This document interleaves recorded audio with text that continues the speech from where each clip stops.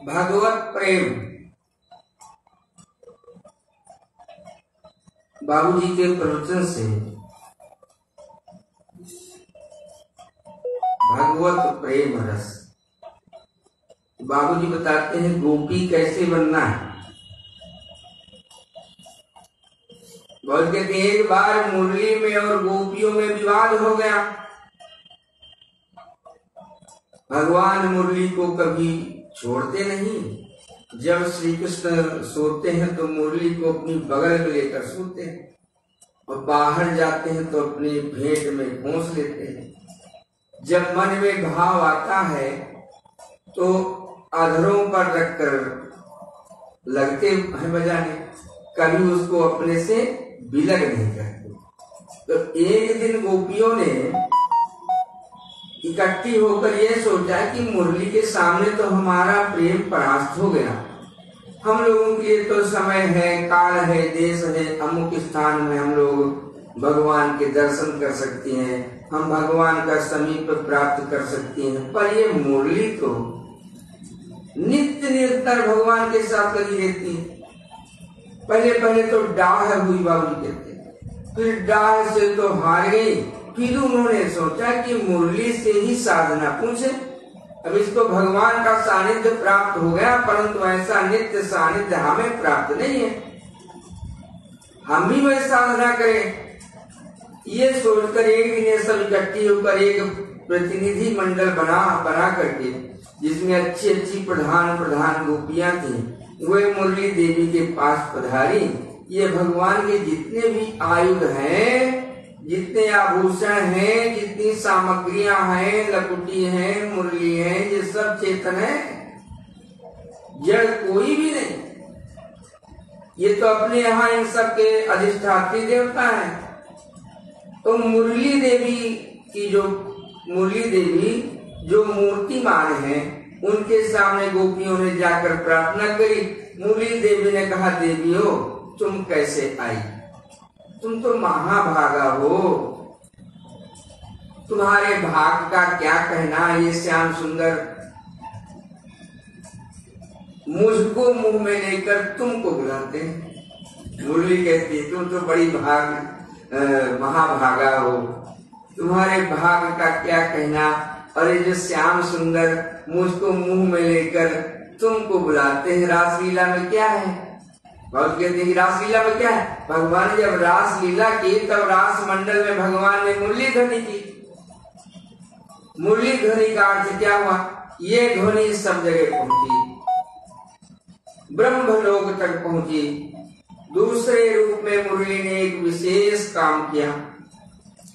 विशेष काम क्या किया? उन श्री गोपांगनाओं के कानों में पहुंची जिनको भगवान बुलाना चाहते थे। लाखों करोड़ों होंगी हो, क्या पता है। वह उन्मादनी मुरली ध्वनि कान में पड़ते ही जो उन्माद पैदा कर दे, उन गोपांगनाओं के पास पहुंची और ऐसा कहते हैं कि इसने नाम ले लेकर उनके कानों में इन्हें आमंत्रित किया। अरे ललिता तू आ, अरे विशाखा तू आ। मुरली ने कहा कि तुम बड़ी महाभागा हो, मुंह में तो मुझे लगा लिया और मुंह में लगाकर तुम्हें बुलाया, इसलिए मैं तो बनी साधन और तुम बनी साध्य। मेरे द्वारा तुमको बुलाया तो मैं तो तुमको बुलाने वाली एक दासी हूँ ना। मुरली कहती, मैं तो तुमको बुलाने वाली एक दासी हूँ, तुमको बुलाने वाली दासी का काम मुझसे कराया।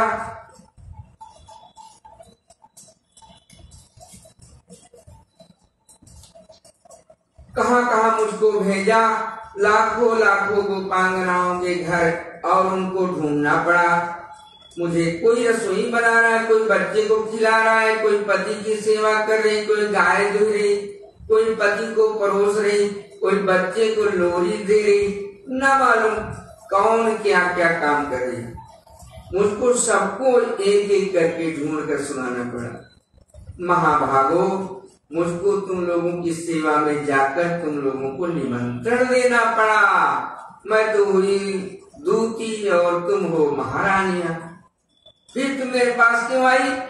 तब गोपियों ने कहा, देवी मुरली देवी, तुम्हारा सौभाग्य हमारा कहाँ तुम्हारे जैसा सौभाग्य। हमको तो बुलाया, हम दूर की घरों में थी ना, पर तुम तो नित्य अधरों पर लगी रहती हो। और जब अधरों पर नहीं तब तुम कहाँ थी? पेट में पहुंची हुई थी। जब पेट में पहुंची हुई नहीं थी तब कहाँ थी? रात को बगल में सोई हुई थी। तो तुम धन्य हो कि हम धन्य हैं। मुरली हंसने लगी और बोली, तुम्हारी महिमा तो तुम में ही है। तब गोपियों ने कहा कि हम महिमा नहीं जानती, हम तो एक नम्र निवेदन लेकर तुम्हारे पास आई हैं। हम साधन जानने के लिए आई हैं कि देवी तुमने क्या साधन किया। हम चाहते कि हम नित्य हमारे प्राण प्रियतम श्याम सुंदर के सानिध्य में ही रहें, पर हम रह नहीं पाते। एक दिन हमने तुम्हें चुरा लिया तो श्याम सुंदर अत्यंत अधीर हो गए। हमने देखा इनको कुछ हो न जाए इसलिए वापस दे दिया। तुम्हारे लिए तो हुए अधीर और हमारे लिए तो कोई बात ही नहीं है। तो तुमने कौन सा तप किया, कौन सी साधना करी कि तुमको यह पद प्राप्त हुआ। तब मुरली ने बड़ी गंभीरता से कहा, देवियो मैंने साधना की ही नहीं, मैंने तो इतना किया कि अपने अंदर को खाली कर दिया। मैंने अपने अंदर को खाली कर दिया। ये जो बंसी बनती है बाबू जी कहते हैं, तो इसके अंदर की गांठें काट दी जाती हैं। मुरली देवी ने कहा, देवियों मैंने कुछ नहीं किया, केवल अंदर की गांठों को कटवा कर मैंने अंदर की भरी हुई चीज को बाहर निकलवा कर फेंक दिया, अंदर को खाली कर दिया। और श्याम सुंदर का स्वर बजे, इसलिए मैंने जगह जगह अपने अंग खुदवा लिए।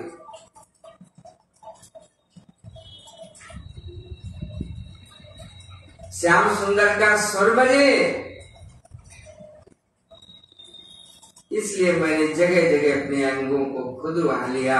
इसके सिवा मैंने कोई साधना नहीं की, कोई पुरुषार्थ नहीं किया, कोई तप नहीं किया, केवल हृदय को खाली कर दिया और अपने सारे अंगों को खुदवा लिया। तब गोपियों के समझ में आया कि भगवान का प्रेम प्राप्त करना हो तो सानिध्य प्राप्त करना हो, उनको हृदय में बसाना हो तो हृदय को खाली करो, पूरा कबाड़ा रखो। सब कोई नहीं रह सकता। ये गोपी भाव को प्राप्त करने की साधना बड़ी सुंदर साधना है। हृदय खाली करो, जिसमें वे स्वतंत्रता के साथ बिना किसी संकोच के, बिना किसी हिचक के, बिना किसी बाधा के अपना स्वर इसमें बजा सके। कहीं गांठ रह ना जाए बीच में और उसे छुड़ाया नहीं तो उसके जो स्वर हैं उन स्वरों में रस नहीं आएगा, बाधा आ जाए। गोपी बनना हो अर्थात भगवान का प्रेमी भक्त बनना हो तो उपाय क्या है? बाबू जी क्या उपाय है? गोपी बनना हो, भगवान का प्रेमी भक्त बनना हो तो बाबू जी कहते क्या उपाय है? तो जगत को हृदय से निकाल दो। और जगत निकले कैसे? बड़ी सुंदर इसकी नीति है बाबू जी कहते हैं, जगत निकले कैसे? बाबू जी कहते हैं भगवान के सौंदर्य माधुर्य का चिंतन करके उसको बार बार हृदय में भरो, बार बार। इससे क्या होगा? बाबू जी कहते हैं ठोस पदार्थ जब पोल में जाता है तो पोल अपने आप निकल जाएगी। ये क्या है? पोल खाली जगह तो सुन, जब ठोस पदार्थ जाएगी तो पोल अपने आप निकल जाएगी।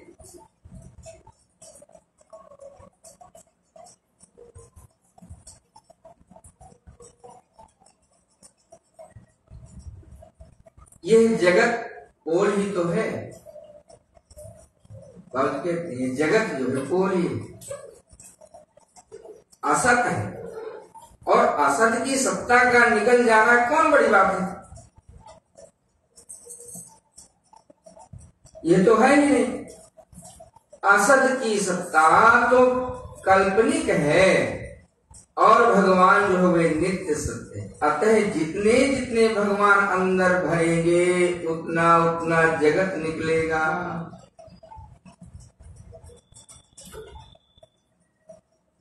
अब बाबू कहते हैं भगवान कौन से भरें?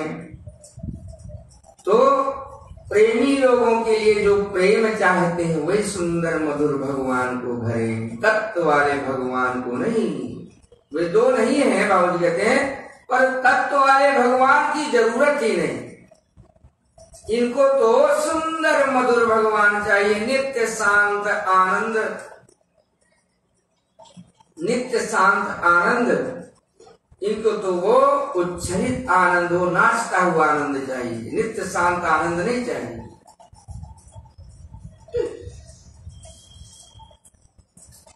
इनको तो उच्छलित आनंद हो, नाचता हुआ आनंद चाहिए। ये वृत्तियों की शांति नहीं चाहती, ये तो वृत्तियों का प्रेमास्पद में नित्य प्रवाह चाहते हैं, वृत्ति का निरोध नहीं चाहते। वृत्ति निरंतर प्रेमास्पद की ओर एकांत अरण्य भाव से नित्य अबाध गति से बहती है। इसलिए उस नित्य सुंदर नित्य मधुर भगवान को अंदर भरो, बार बार याद करके। जितना जितना वह अंदर भरेगा, जितने जितनी हम अंदर भरने के लिए मन की उत्कंठा को, मन की इच्छा को और अपनी चाह को तीव्र बनाएंगे, उतने उतने वे जल्दी भरेंगे। अगर हम लापरवाही करेंगे तो जगत बाहर निकलेगा। जो बुलाना चाहते हैं उनके तो पीछे पीछे भागते, और जो नहीं बुलाना चाहते उसके पास आते नहीं। सुंदर मधुर भगवान को अंदर भरो, जब तक जगत निकल जाएगा। सुंदर भगवान को, मधुर भगवान को अंदर भरो, तब जगत निकल जाएगा। जगत तो पोला है, भगवान भरे और जगत निकला, तब समझो हृदय खाली हो गया। जब हृदय खाली होगा तब सुंदर मधुर भगवान अपना रस, अपना प्रेम खाली जगह हमारे हृदय में भरे। कुछ लोग कहते हैं प्रेम कैसे प्राप्त करें बताओ? तो बाबू कहते हैं प्रेम हमारे पास पड़ा थोड़ी है, ये उठाए और दे दिए। प्रेम किसी के पास नहीं है। अरे प्रेम न बारी निपजे, प्रेम न हाट बिकाए, राजा प्रजा जो रुचे शीश देर रह जाए।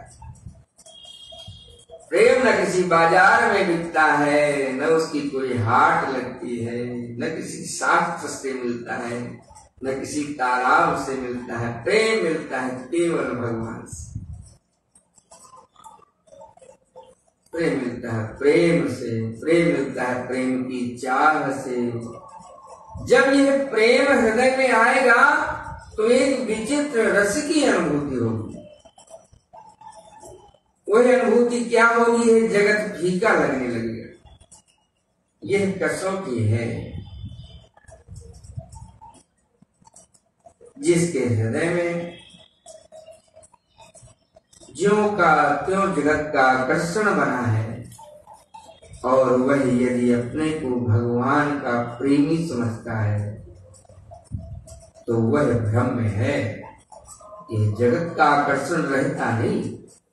जैसे दिन उदय होने पर जुगनुओं की रोशनी का महत्व नहीं रहता। पटवी जन, जुगनू का एक नाम पटवी जन, जुगनू। उसी प्रकार जब भगवान का प्रेम, भगवान का रस जब हृदय में आ जाता है तो ये जगत का आकर्षण फीका लगने लगता है। फीका लगने के बाद बिना प्रयास के जगत घट जाता। बाबूजी कहते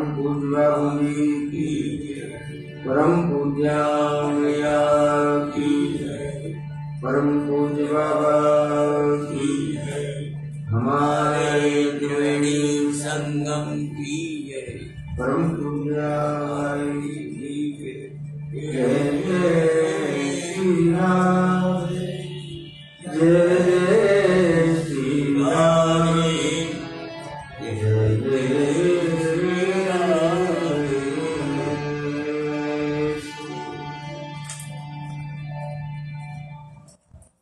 कौन सी पुस्तक शुरू करें?